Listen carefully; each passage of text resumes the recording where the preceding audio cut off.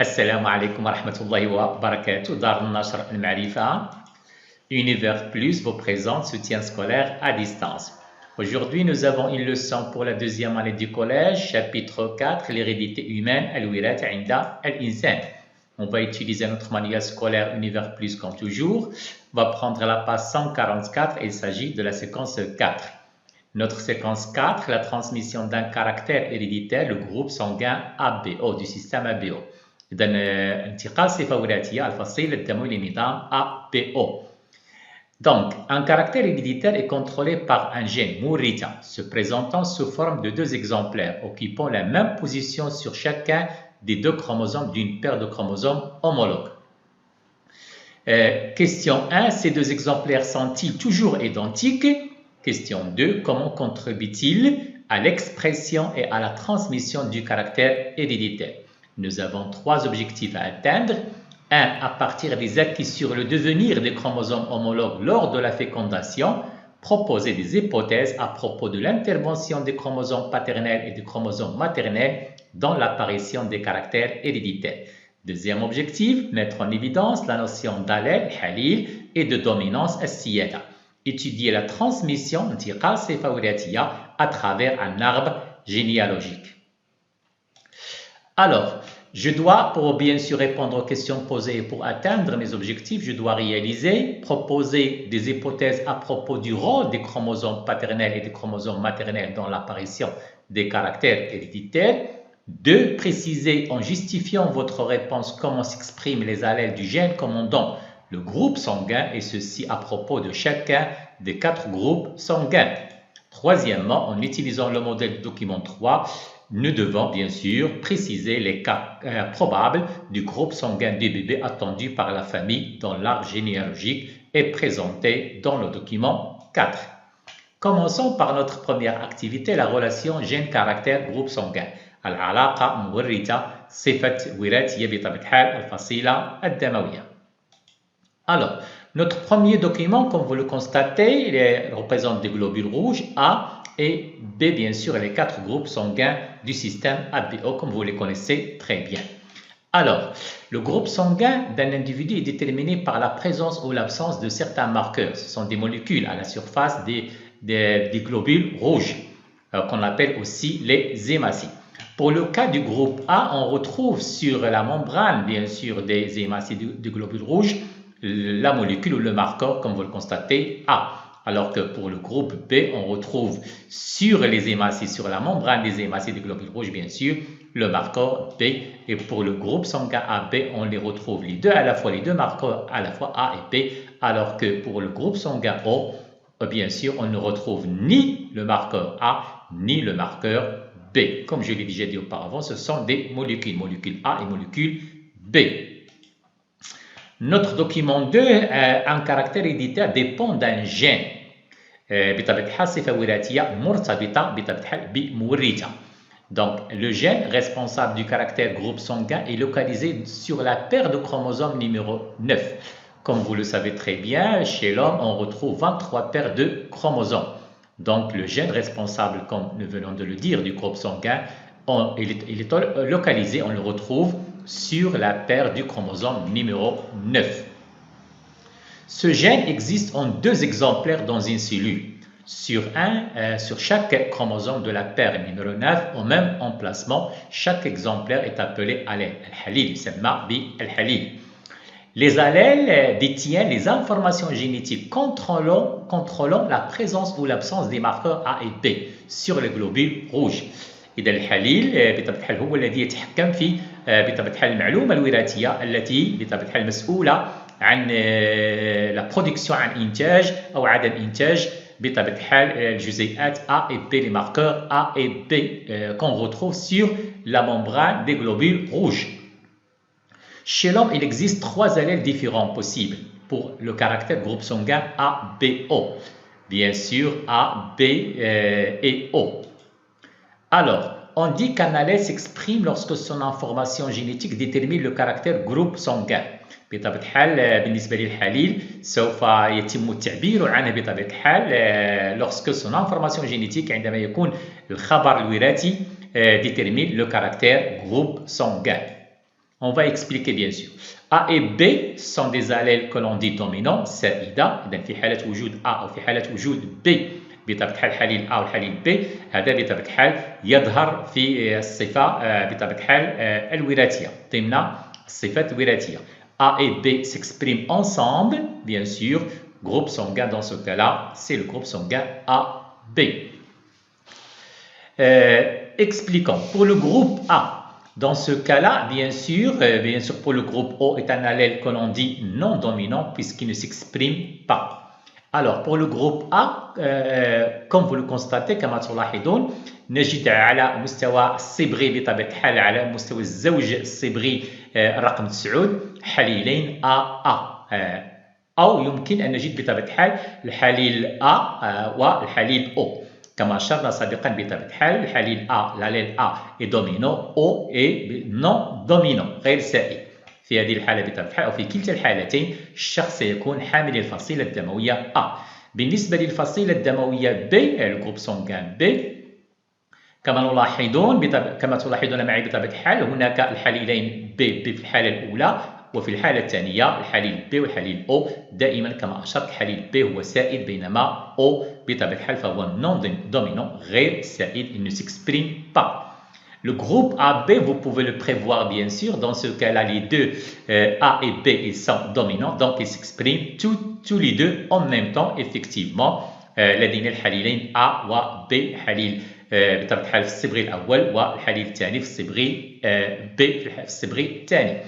بالنسبة للفصيلة الدموية O ربما يمكن التوقع بطبيعة الحال يمكن نتوقع بطبيعة الحال في هذه الحالة كما أشرنا سابقا الحليل O غير سائد il est non dominant il ne s'exprime pas bien sûr mais dans le cas où les deux allèles portent bien sûr dans les deux chromosomes portent l'allèle O dans ce cas-là bien sûr on va retrouver le groupe sanguin sera O dans ce cas.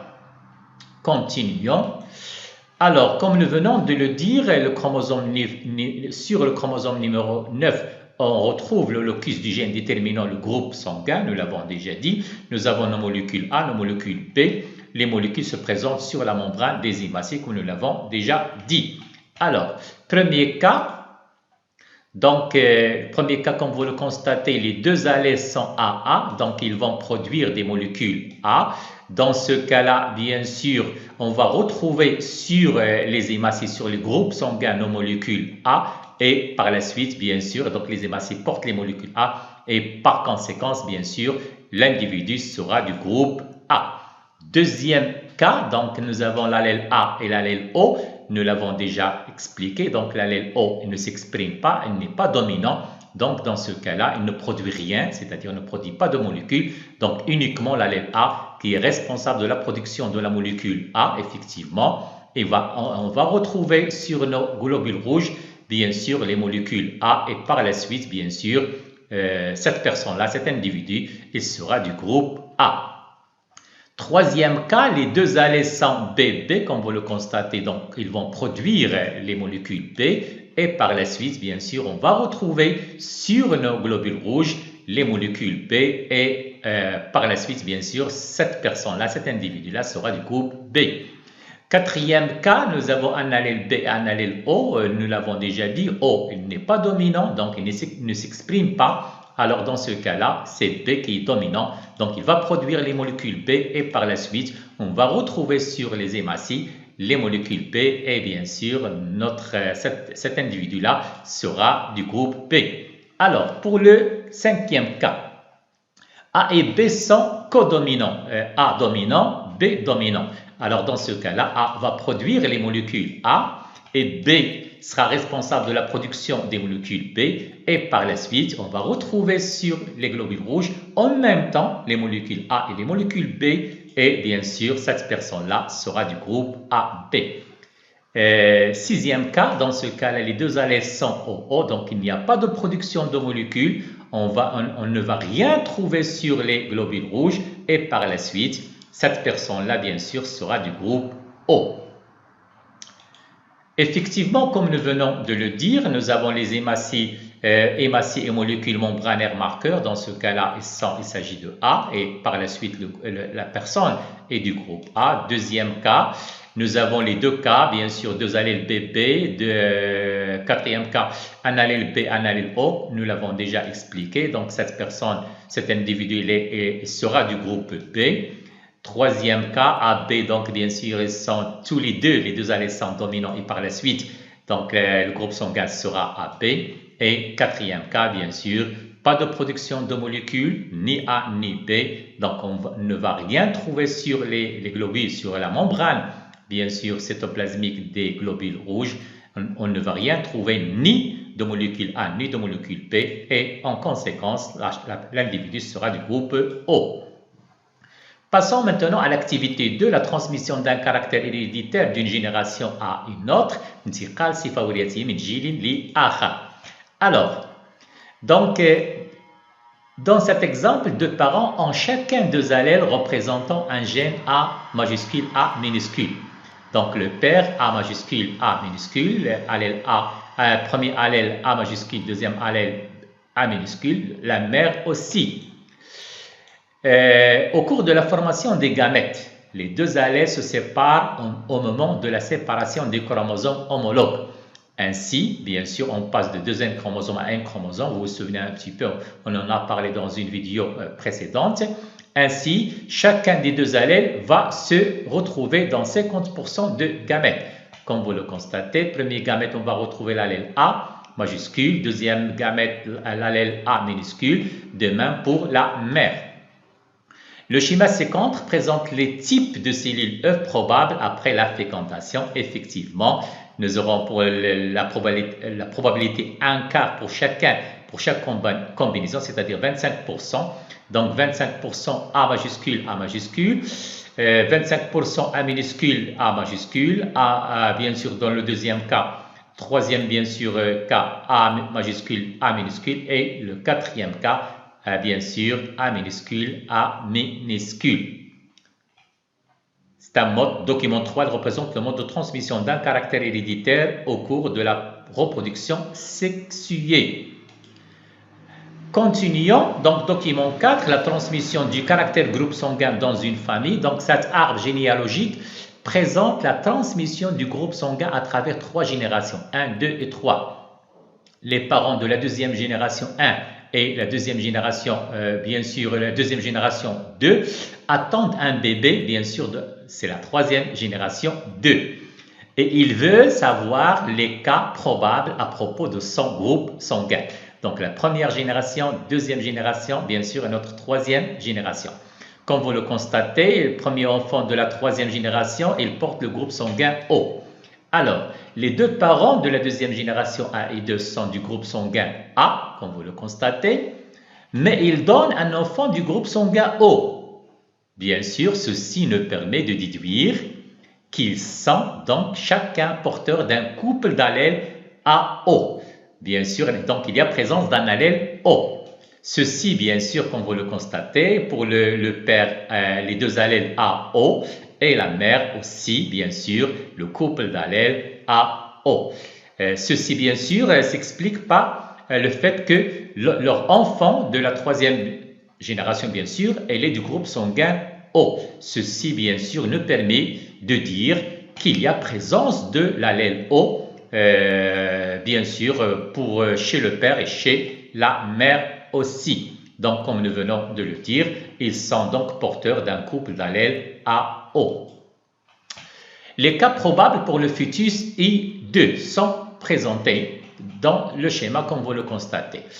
Alors, donc il y a 75% groupe sanguin, bien sûr, comme vous le constatez, ça sera A, alors que uniquement 25%, ça sera du groupe, bien sûr, on parle de deuxième enfant, bien sûr, de ce couple, c'est-à-dire l'enfant de la troisième génération, donc 25% groupe sanguin O. Document 4, transmission du caractère groupe sanguin dans une famille. Éléments de réponse aux questions des activités. Donc la question A était proposée des hypothèses à propos du rôle des chromosomes paternels, voilà. Donc les schémas représentant la fécondation montrent que chaque paire de chromosomes homologue, un chromosome est d'origine maternelle, l'autre est d'origine paternelle, je m'excuse, voilà. On peut donc supposer que le gène des deux parents intervient dans la détermination d'un caractère héréditaire donné, ou bien l'un des deux parents seulement intervient pour déterminer ce caractère. Deuxième question, précisez ou justifiez votre réponse comment s'expriment les allèles du gène commandant le groupe sanguin, et ceci à propos de chacun des 4 groupes sanguins. Donc le couple d'allèles porté par l'individu AA, donc le groupe sanguin, ça sera A, expression d'un seul allèle, c'est l'allèle A. Pour le couple d'allèles AO, bien sûr, A dominant, O non dominant, donc groupe sanguin, ça sera A, vu que A est dominant et O est non dominant, il ne s'exprime pas comme nous l'avons déjà dit. BB, groupe sanguin, ça sera B, expression d'un seul allèle. BO, toujours groupe sanguin B, vu que B est dominant alors que O est non dominant. AB, dans ce cas-là, les deux allèles vont s'exprimer donc à la fois, donc ça sera bien sûr présence des deux molécules A et B, et par la suite, bien sûr, le groupe sanguin, ça sera AB comme nous l'avons déjà dit. OO, groupe sanguin A, l'allèle O s'exprime bien qu'il n'est pas dominant, vu qu'il est présent seul, bien sûr. C'est pour cela le groupe sanguin, c'est O. Troisième question, en utilisant le modèle du document 3, préciser les cas probables du groupe sanguin du bébé attendu par la famille dans l'arbre généalogique est présenté dans le document 4, nous l'avons déjà expliqué. Donc les deux parents de la deuxième génération A et 2 sont du groupe sanguin A et ils ont donné un enfant du groupe sanguin O. Ceci montre bien qu'ils sont porteurs d'un couple d'allèles AO. Les cas probables pour le fœtus I2 de la troisième génération, deuxième enfant, sont présentés dans le schéma ci-contre. Donc, comme vous le constatez, 75% A, alors que 25% c'est pour le groupe sanguin O. Définition à retenir, expression d'un allèle, utilisation de son information génétique pour faire apparaître un caractère héréditaire. Terminologie groupe sanguin فصيلة دموية allèle حليل dominance سيادة arbre généalogique شجرة نسب allèle dominant حليل سعيد non dominant bien sûr حليل غير سعيد. Bilan de nos activités. Les groupes sanguins du système ABO dépendent d'un gène porté sur la paire de chromosomes numéro 9. Le gène se présente sous forme de deux allèles dominants A et B et un allèle non dominant, c'est l'allèle O. Chaque individu porte deux allèles identiques ou différents, ça dépend. Lorsqu'un individu porte un allèle dominant et un autre non dominant, c'est l'allèle dominant qui s'exprime, voilà, comme le cas AO par exemple ou BO. L'allèle non dominant ne s'exprime que lorsque l'allèle dominant est absent, dans le cas bien sûr de OO. Les allèles A et B commandent l'apparition de deux types de marqueurs de molécules, comme nous l'avons déjà bien sûr expliqué, sur la membrane des globules rouges, marqueurs A et B, c'est-à-dire les deux molécules. Au moment de la formation des gamètes, les allèles représentant bien sûr un même gène se séparent et l'individu produit autant de types de gamètes qu'il porte d'allèles. Ainsi, on peut déterminer pour un couple les types de cellules œufs probables après la fécondation. On peut donc interpréter les caractères qui apparaissent au niveau de la descendance et leur diversité. L'analyse d'un arbre généalogique permet de suivre la transmission انتقال الصفة الوراثية في هذه الحالة بطبيعة الحال الأمر يتعلق بالفصيلة الدموية à travers plusieurs générations عبر الأجيال. Merci et bon courage.